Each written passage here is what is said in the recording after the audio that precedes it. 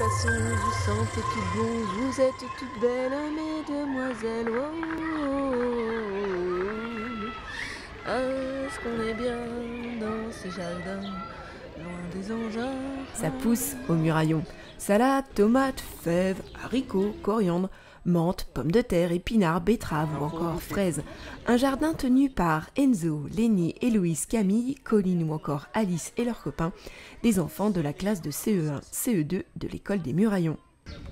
Aujourd'hui, les enfants sèment les radis. Je suis en train de planter des radis. Tu plantes ou tu sèmes? Bah je sème. On va bien semer les radis, effectivement.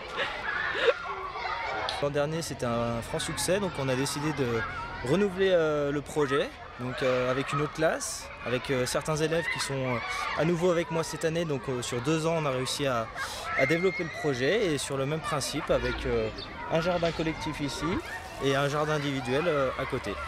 Ça me plaît parce que on apprend beaucoup de choses et j'aime bien ça.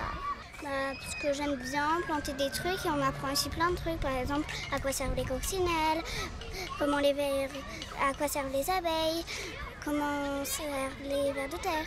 Au niveau des sciences, au niveau de l'apprentissage, au niveau des sciences, de la nature, on peut aussi développer des compétences mathématiques, de français.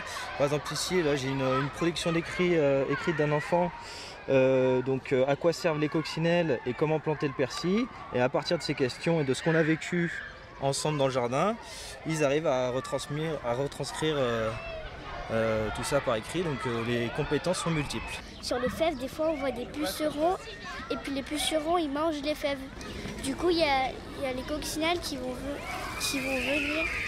venir manger les pucerons pour pas qu'ils mangent les fèves. Les coccinelles, ça sert à manger les pucerons et donc c'est pour ça qu'on n'utilise pas de produits.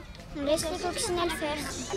Lancer des petits machins, en fait, c'est des petits bâtons qui permettent par exemple les limaces, parce que les limaces elles n'arrivent pas à passer bien dessus et que comme ça elles ne peuvent pas manger nos fruits. Les vers de terre, ça sert quand ils mangent, après ils recrachent. T'as plus rien à apprendre?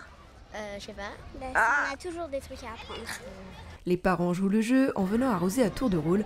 Ils ont même un bout de terre, rien que pour eux, le jardin des familles. C'est un franc succès parce que moi je suis dans l'école que les vendredis, donc j'avais le besoin des parents pour m'aider à mener le projet à bien.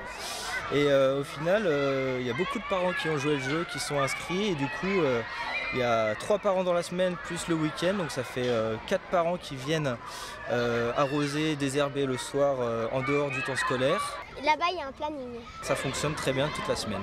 J'ai planté des gueules de loup, c'est des sortes de fleurs. Et après, j'ai planté des courgettes jaunes et des tomates. Entre les parents, c'est un lieu de partage. Les parents peuvent venir à plusieurs, donc rencontrer d'autres parents. Les enfants peuvent venir expliquer à leurs grands-parents, à leurs frères et sœurs. Donc ça fait du lien entre les élèves, entre l'école, les familles. Et tout le monde est content. Alors, qu'est-ce que vous faites aujourd'hui dans ce jardin? En fait, là, on est en train de semer des radis. Des radis. Vous avez faim? Vous voulez manger des radis? Non, mais c'est pour semer des trucs, quoi. Bon, trêve de plaisanterie. Bravo à tous les enfants pour ce beau jardin.